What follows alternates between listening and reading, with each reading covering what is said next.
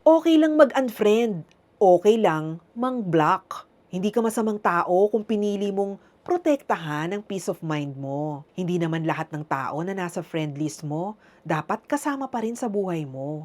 Minsan, hindi naman galit, hindi naman inggit, napagod ka lang, naubos ka lang. Kung every time nakikita mo mga post nila, nai-stress ka, kung bawat message nila parang may bigat, bakit mo pa pipiliin? Hindi mo naman obligasyon i-explain ang sarili mo sa lahat. Hindi mo kailangan magtiis para lang masabing mabait ka. Growth means outgrowing people.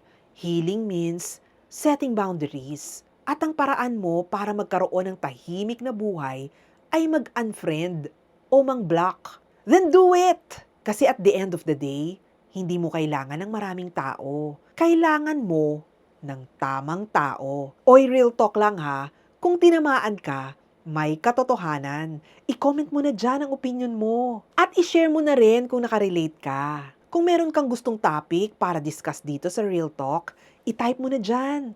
Maraming salamat. This is Ella. See you sa next Real Talk.